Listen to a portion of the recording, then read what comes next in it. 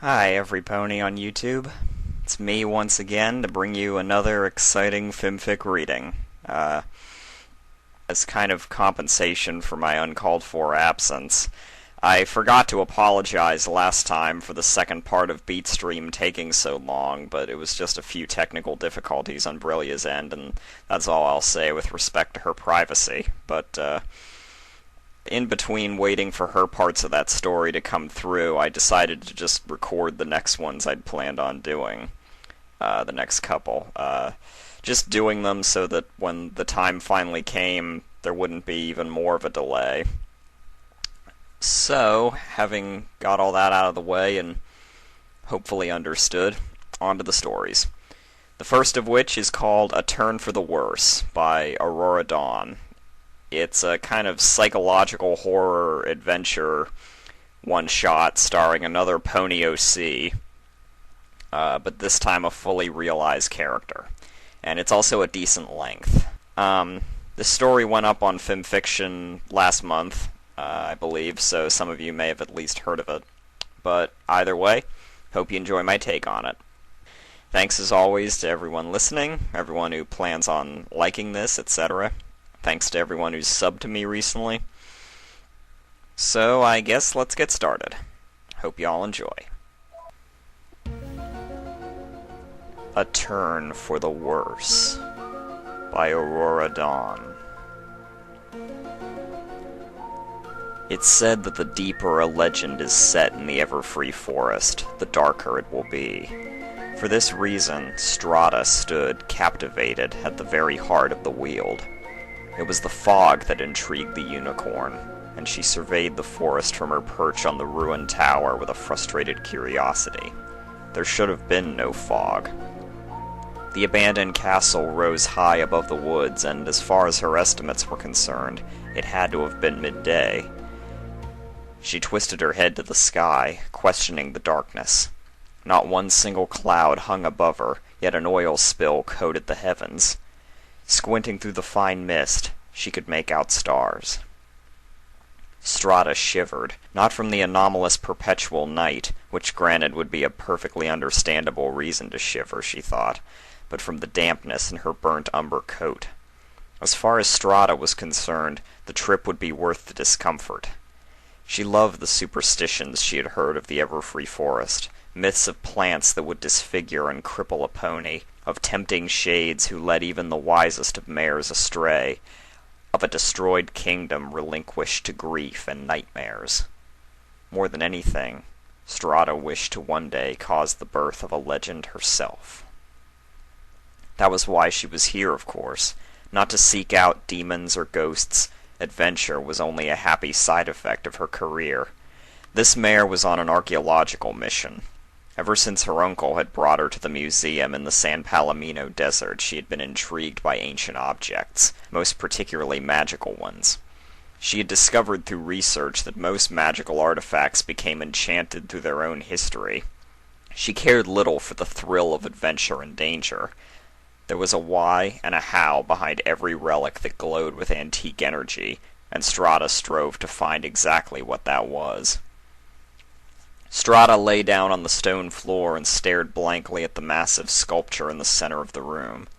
A complete absence of forest noises comforted her, though normally the sudden dispelling of rustling leaves and the clamor of strange animals would be cause for concern. Strata enjoyed the silence. It allowed her to concentrate, and she closed her eyes with a light smile. Her horn glowed a deep crystal blue, and she listened to her mind. Before her spell began to take effect, Strata's mind wandered back to her childhood days when her destiny fell into place.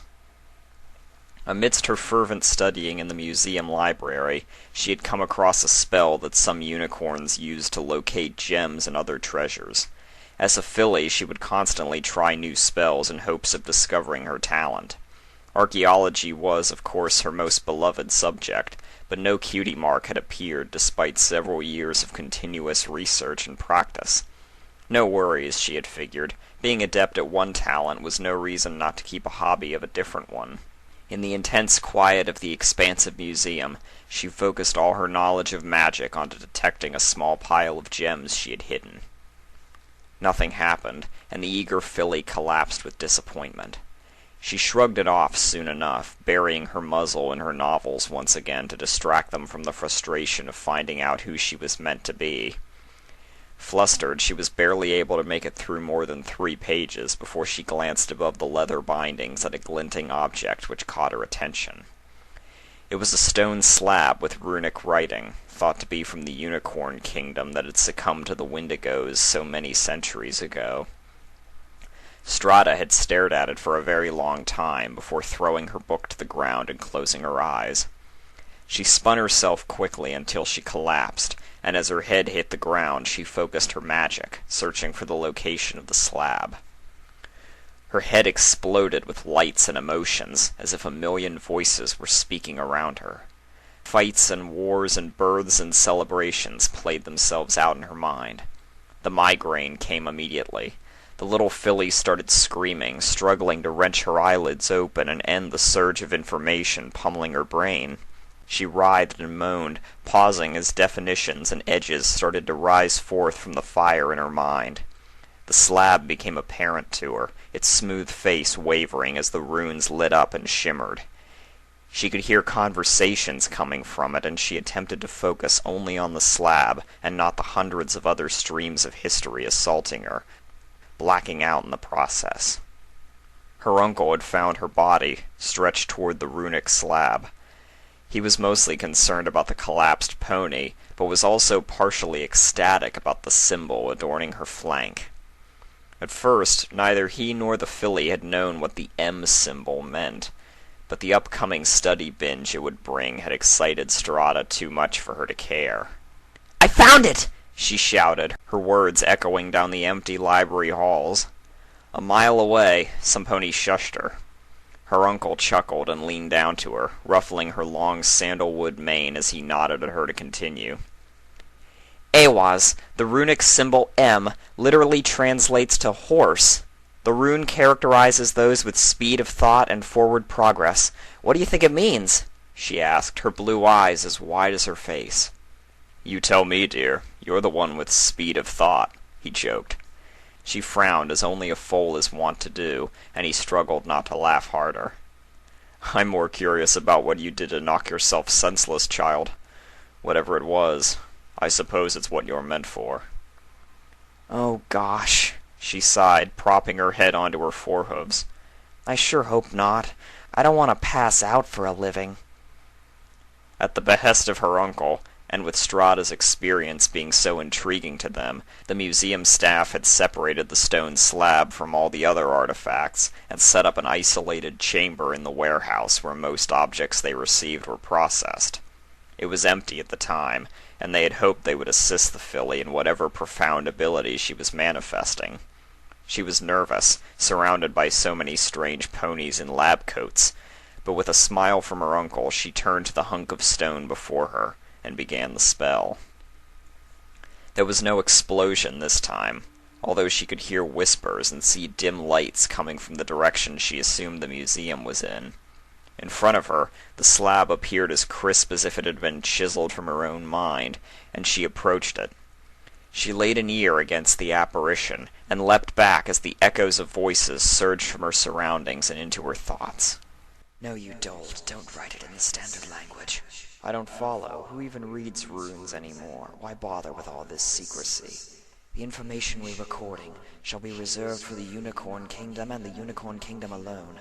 We don't want one of those outrageous Pegasi or an Earth Pony, elements forbid, tainting our knowledge with their unworthy cultures. So why even write it down? Because at some point in the future, some pony is going to need to know the spell for raising the sun. Well, I suppose, but if I'm not to write it in the standard runic language, what shall you have me do? Use a cipher or some little-known dialect, I don't care. Make it look like a shopping list, whatever. It's imperative the information be available only to those desperate enough to use it. So if I were to... The words faded and reality slapped Strata in the face.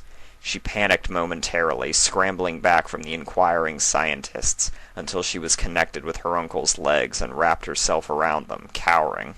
Back off, you sharks! Whatever happened, it's traumatized her! Get away, I say! Shoo! It raises the sun. The group paused, various museum staff members stopping mid-sentence to look at the shivering foal. "Don't be ridiculous," one of them stuttered. "Only Celestia can raise the sun." "The ancient unicorns did it. And you all know that. I learned it during my first Heartswarming Eve." "Well, yes, but unicorns can't do it anymore. Only an alicorn has the power. Besides, the spell was lost centuries ago, and that worthless rock won't help.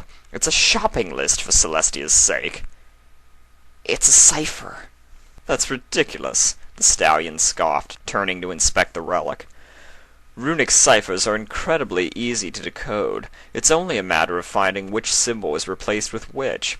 Converting this list would only create a mess of random letters. Like if I swap the first letter for Fey, then it changes lettuce into... Good Lord." "What is it, sir?"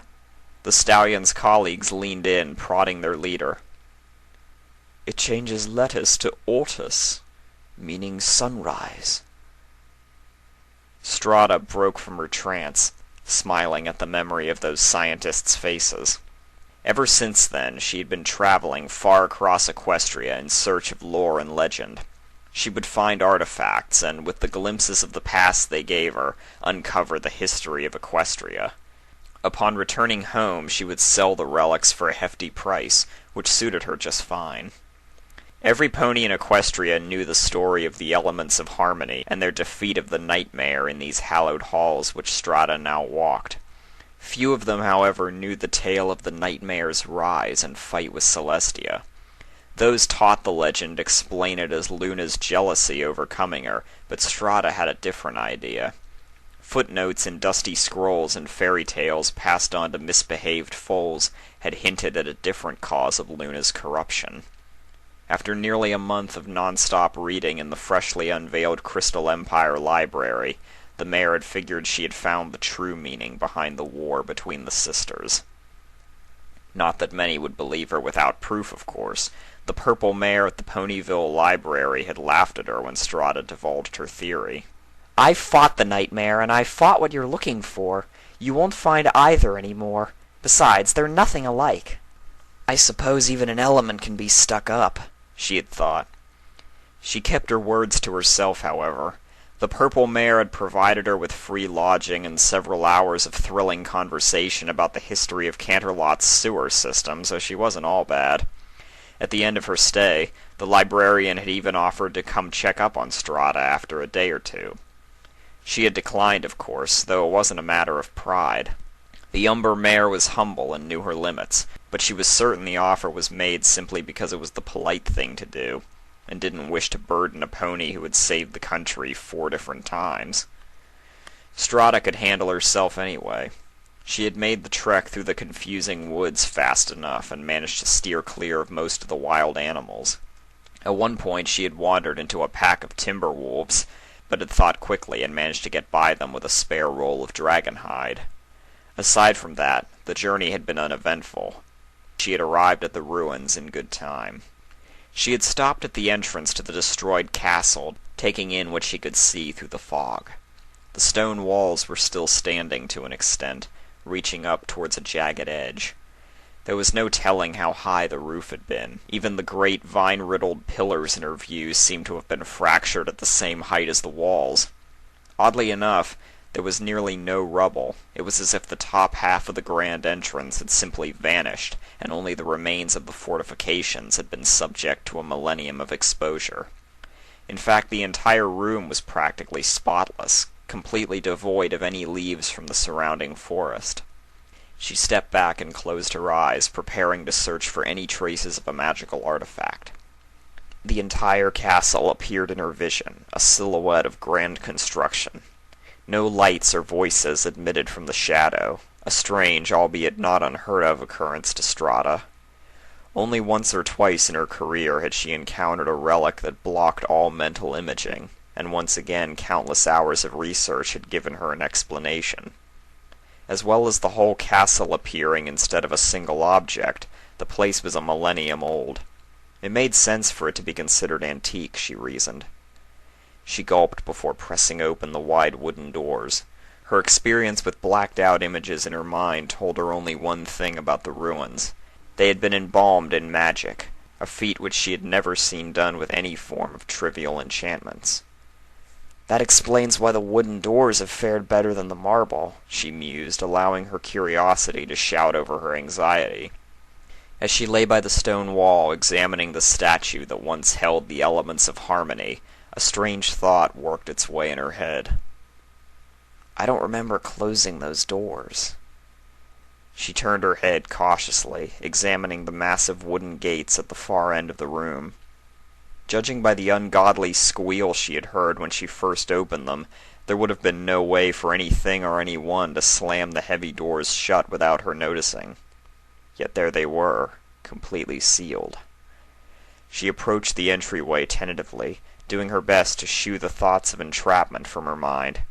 If the doors were locked, she'd have to climb over the crumbled slabs of rock, an inconvenience more than a deadly plan, surely, so she ignored her worries and tested the latch on the door.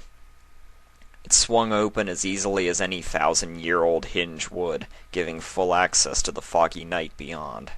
Foggy day, she reassured herself before exiting the castle. She turned back, and the desolate ruins remained. With a shrug, she re-entered the building, dismissing her concerns to whatever curse had immortalized it. She tested her suspicions by glancing over her shoulders. The door was closed. Strata shook her head, scolding herself for becoming so distracted by such a meaningless mystery. She flopped onto her haunches, letting her eyelids droop so as to search for the object she was sure had to be here. Almost immediately, she opened them in shock. There was no image that came to her, but the haunting noise of a tormented scream echoed in her mind.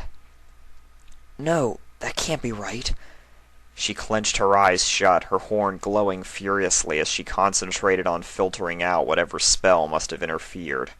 The screaming still called to her, distant at first, though rising in a crescendo of agony until it became unbearable. Strata struggled not to lose focus as she stood, allowing her magic to guide her to her target. It was not the effort of walking blind that troubled her. It was the pain, the anger, the pure and chaotic hate that sickened her, and with each step the rage in her head gained volume exponentially. She could smell the sound, a distinct vagueness of blood, bile, and brimstone. The revulsion, the anger, the incredible rancor, all of these emotions assaulted Strata.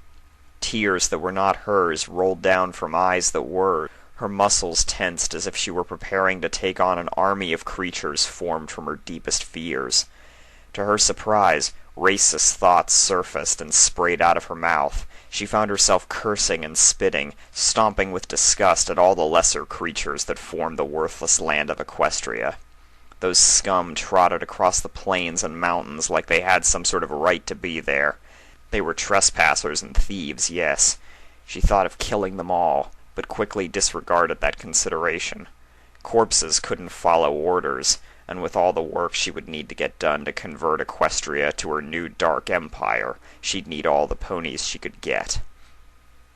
No, that wasn't it. She didn't need ponies. Magic could do all the work she'd ever need to turn this country into the industrial superpower she'd need to encompass the world. How silly of her, she thought, to believe she was dependent on those runts. She didn't need slaves for construction or resource mining. Strata laughed at herself. She needed them for toys. What in the element's name am I thinking?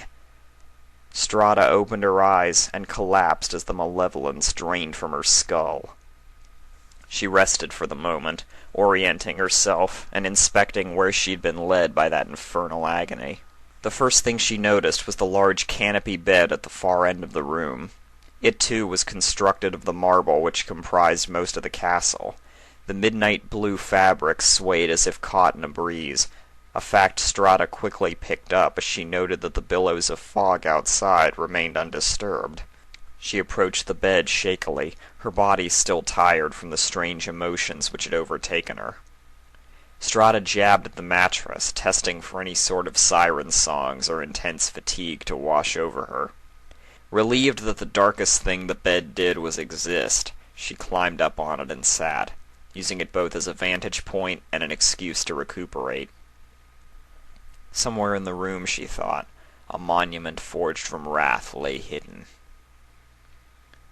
Strata looked over at the remaining half of the walls, seeing the moonlit treetops spread for miles. Whatever tower she was in, it stood taller than any other structure in the ruins. In the center of the room, a mosaic made from onyx was set into the floor.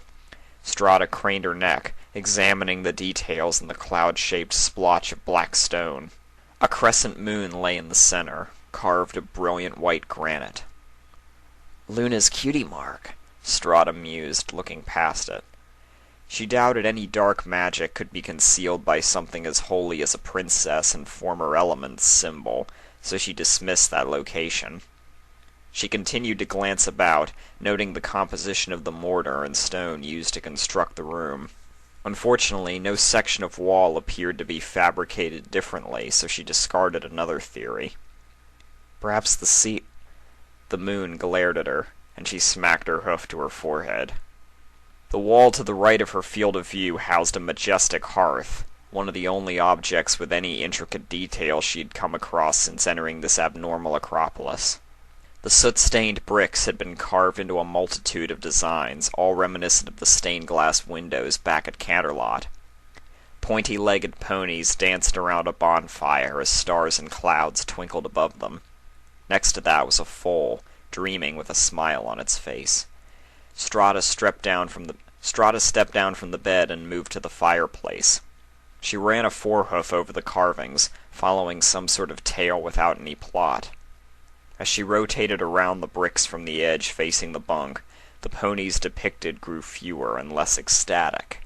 The second last scene was naught but a bunch of firewood where the bonfire would have taken place. The sun was rising in the background, its rays hastily carved. No, not hastily, she realized. Something had scratched at it, cut away at the beautiful craftsmanship, and desecrated the once perfect rendition of Celestia's burden. The next scene was simply a childish circle with a diagonal gouge across it. The brick had been attacked, and it remained slightly out of place. Strata's horn glowed as she smiled, lifting the brick out of its housing. She reached in eagerly, ready to snatch her prize and return home to study it.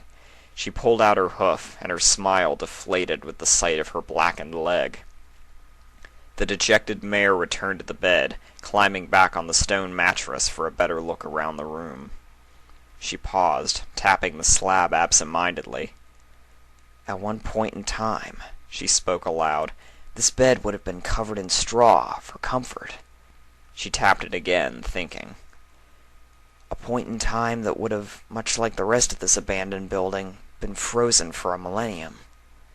She brought her hoof down hard, only once, and listened as the clop echoed throughout the room. A point in time when no royalty would dare subject themselves to discomfort. She placed her ear on the mattress, pounding once again. The noise reverberated around her, but she almost swore the knock came to her twice. She rolled around and stared directly below her.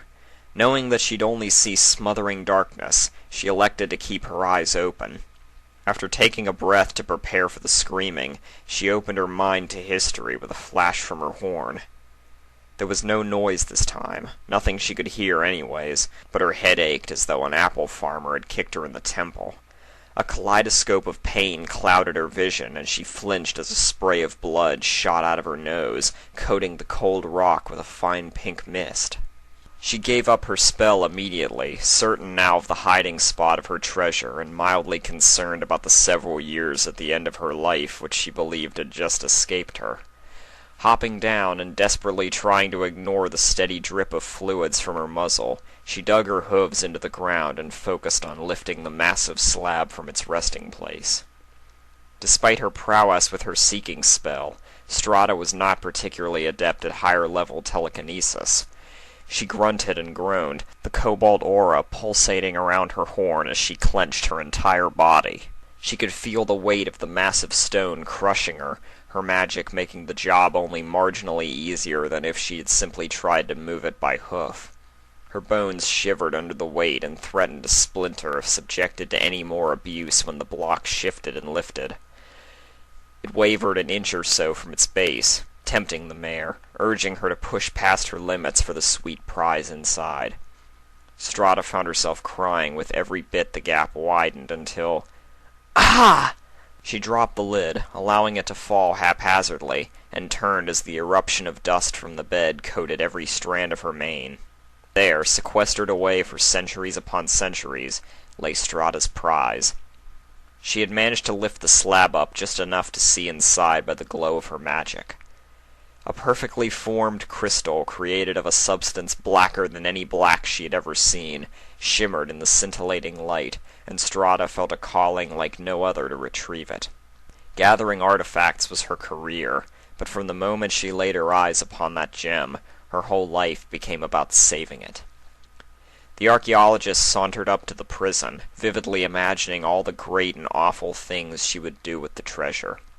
Having secured it, the world would be hers and hers alone. Visions of gold and castles and slaves danced in her head, and with the smuggest sense of superiority she reached for the precious crystal. Her hoof connected with cold rock, and Strata's mind instantly cleared. She stared at her leg, marveling at her incredible lapse of intelligence. What in Tartarus just happened? Come on, Strata, you're better than that. You don't even know what this thing does yet, or why it's hidden. You can't just grab it. Weird, she said, immediately dismissing the slip as exhaustion from the spell. Suitably reassured she could think properly again, Strata surveyed her situation. Her magic was a terrible option for properly opening the cask. With the same amount of effort she could move it physically, without any setbacks from losing her concentration. She paced through the immediate area, searching for any sort of lever. Rocks, dust, and moldy wood. She sauntered back into the bedroom, sighing. Excellent. Just fantastic. Strata looked up for some location to hang a pulley and found herself consulting the moon. Just absolutely wonderful, she said. Flopping onto her haunches, she glared at the hidden treasure. It was so close.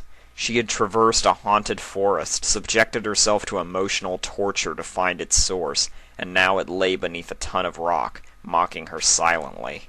Perhaps not even so silently, Strata thought. Climbing to her hooves, she could feel the magic poking at her brain, taunting her, chuckling at her feeble attempts at uncovering it. It was mocking her, she knew it. In a fury, she spun around and bucked the concrete one more time, her rage actually sliding it back an inch or so. Stupid slab of stupid rock! Stupid artifact! Stupid tower! Stupid castle! Stupid forest! Stupid, stupid, stupid! She screamed, alternating between rear legs with the recoil of each buck.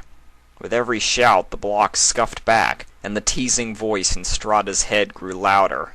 She risked a glance back, seeing that for all her anger, she'd only moved it half a foot. Dumb rock! Strata burst, kicking it one more time. A roar of cracking stones swallowed the echoes of her shout, knocking the mare onto the floor in confusion. She rolled over and coughed the dust from her lungs, gasping. The casket was broken completely in two, slab, bed, and all. She thought she could see an emerald light glowing beneath the concrete, calling her closer. She blinked, and the light was gone. Must have been the blow to the head, she mused, rubbing behind her ear. She had fallen hard after breaking the case, and all of the effort she exerted opening it seemed to return to her in that instant. She did not feel well. Her legs quivered, the muscles burning with pins and needles, as if at any moment they might vanish from beneath her body. Her upper back complained, and a wave of sweat pulsed from her pores as her flesh gave up.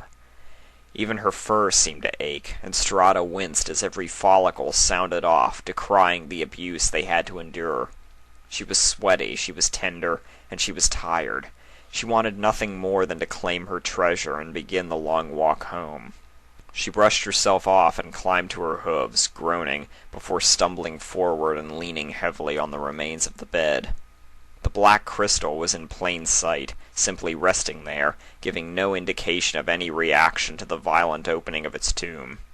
Despite her better judgment, Strata allowed her eyes to fall shut and, hesitating for only a moment, performed her spell. The crystal was totally silent. There were no voices, no screaming, no images or thoughts of hate and violence like before.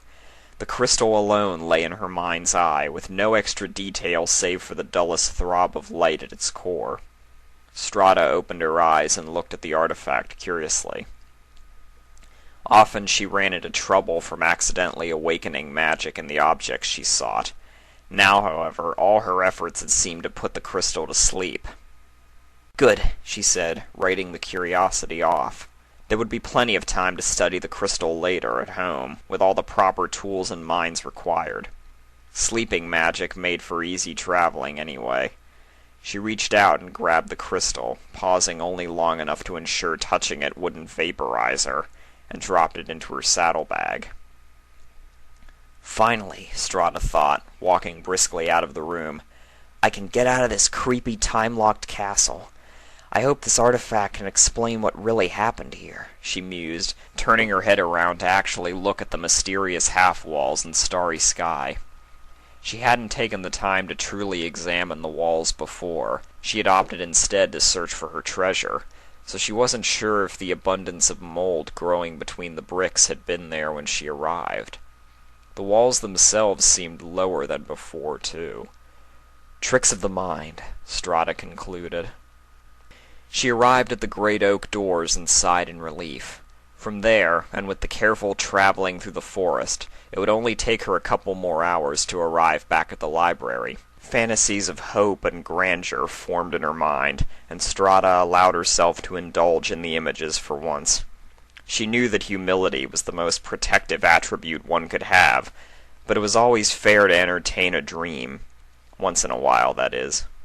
She imagined the museum's board of directors applauding her for her discovery. She imagined Princess Celestia personally congratulating her for discovering what had truly happened, and she imagined seeing the relief in Princess Luna's eyes as the cause of her corruption became revealed.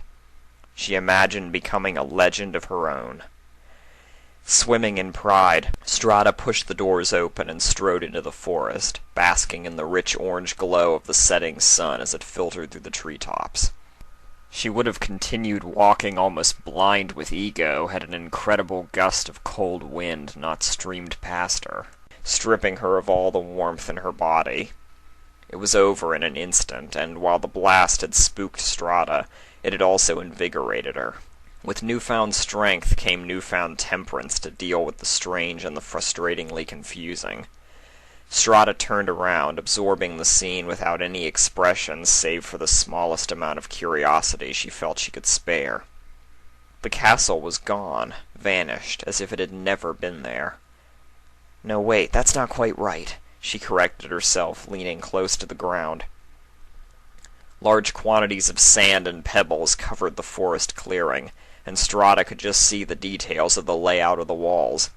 Slightly taller mounds of dust around the perimeter of the gravel, branching inwards to plot what were rooms not a minute ago. The castle hadn't disappeared. It had aged. 1,000 years of erosion, kept at bay by a small, perfectly formed crystal hidden under a bed, had caught up with the historic site and devoured it in a second. Despite the oddity of the castle ceasing to exist, it was not what captured the majority of Strata's intrigue. Not far past the gravel pile lay a fairly excessive fairgrounds, a carnival of sorts, once hidden by the castle's bulk, but now purely visible despite the fortress magic supposedly having died.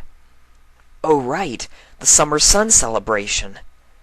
Strata began hurrying toward the fairgrounds, trotting as the excitement of history grew in her. It had originally been her research into the summer sun celebration that had led her to formulating her theory about the princess's corruption.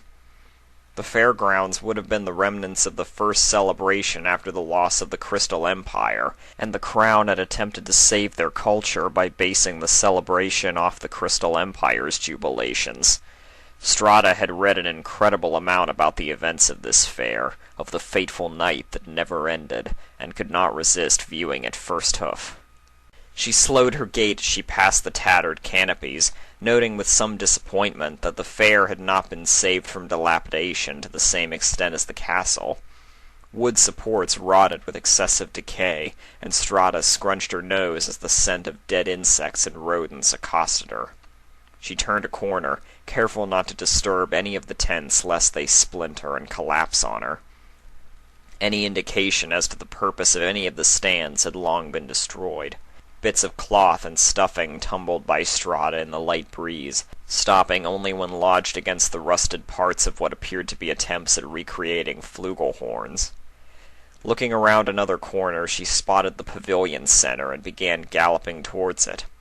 If there's anything to see here, she reasoned, it would be there. She leaned down, rushing towards her goal as if being driven or chased by some unseen monster.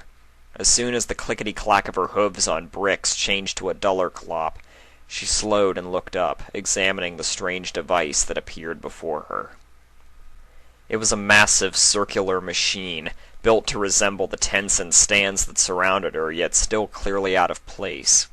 Strata approached it, examining the intricate carnival designs molded into the metal. Slivers of peeling paint indicated that the object had been the centerpiece of the entire festival. This must have been some sort of ride, Strata said aloud, working it out to herself. Yes, I see it. They'd step onto the platform like so. She acted as she spoke, stepping up off the dirt and onto the metal stage. And then it would spin and they'd hold onto the bars. As she finished her sentence, a childlike glee warmed up inside her. Most of the bars had buckled or rusted beyond repair, but she could just imagine how shiny and attractive they might have once been. She walked away from the remaining bars, trying to find a clearer patch of art in hopes of finding how the machine ran. 10 minutes later, she smacked her head with her hoof. I could just use my spell. This thing must have been so important it has to have history in it. Strata threw her saddlebag off, allowing it to slide towards the center of the carousel. If she did accidentally start the machine, she'd be able to better keep her balance unburdened. She braced herself near where a pole would have been, lowered her head, and concentrated. For half a second she could see brilliantly happy memories, memories of joy and love and excitement. She could feel the collective emotions of all the old citizens of Equestria as they waited for the sun to rise. Strata could almost feel her body lifting off the platform from the happiness it emanated, but then fear, worry, anxiety. Ponies running in panic. The sun had not risen, and the princess was nowhere to be found. Night would not end. And then, amidst all the fright and sadness, Strata could feel a very raw emotion. It was quiet at first, but grew with such immense power she could even tell where it was coming from. The emotion had burst from the castle, obliterating the walls as it surged from the windows and rushed towards the fair like a spectral river. Before Strata could open her eyes, the memory of unbridled hatred washed over her and the carousel, contacting the saddlebag. The crystal's dull throbbing light exploded in Strata's mind, overcoming the consciousness and freezing her body still. She struggled, fighting the magic's hold over her, and managed to open her eyes. The hatred did not stop growing, and her mind became clouded with racist and elitist thoughts, thoughts of murder, of genocide, of deceit and mercilessness. As Strata fought the feelings molesting her brain, she registered the platform shaking. The carousel started moving, restoring itself as it went, breaking the rust off of unwilling gears and sparking as lights burst back into life. A simple yet innocent tune started playing from the core, and as Strata heard it, all the other noises in her head ceased. She still could not lift her hooves. They were dead with exhaustion, almost melded to the very machine as she struggled to leave.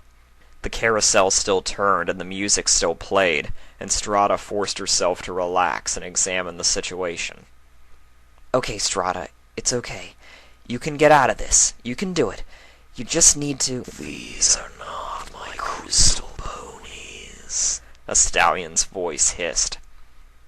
You are not the vessel I require. I don't understand. You will not be able to accomplish the tasks I require to regain control over these stolen lands. The voice sneered. Strata wanted to cry. She had never been spoken to with such ferocity and condemnation in her entire life. She was trapped, she was helpless, and now she was being abused. In a matter of minutes, her life had taken a complete turn for the worse. So you'll let me go, right? Since you have no need for me? The crystal flashed sharply, and the carousel quaked under Strata for a second time. The metal beneath her stomach bubbled with black energy, and without any warning, a thick, shiny pole erupted from the platform and punctured Strata's chest, tore out of her back, and rocketed to the roof of the device. The archaeologist shook violently, unable to register the pain, until her vision finally went black. All that remained were two bright green eyes, locked onto her own with pupils that glowed like embers. They were the last thing Strata would ever see. Ha! Come on, sis, what's the matter? Too chicken to brave the Everfree Forest? A foal sat next to the thicket, his light blue coat contrasting with the overgrown entrance. Long ago it had been the main access to the Everfree Forest, but now was so thick that only a small foal could venture through. A few citizens of Ponyville who once dared to make their homes in the forest had all absconded, leaving no reason for any pony to walk its haunted grounds. Leave me alone, Trotter. I'm not chicken. I'm just smart is all. A pink earth filly flopped onto the dusty ground, pouting. Mama said that foals that go into the Everfree Forest get gobbled up by manticores and shadows. Mama just doesn't want you having nightmares and wetting the bed again, sis. Stop it! I think the Everfree really is dangerous. If it's really as safe as you say it is, then why did the adults stay away too? I'm sorry, sis. I don't speak chicken. I bet you 10 bits you can't spend more than 5 minutes alone in there. 10 bits? 10 bits. That's a lot of sugar wicks. Enough for 3 down at Sugar Cube. All right, deal. The filly stood up indignantly, making her way towards the tiny gap in the vines. 10 bits! She shouted, pointing a hoof at her brother. 10 bits. I have them right now. He nodded, fishing them out of a bag. Now hurry up already. Okay, 5 minutes starting now.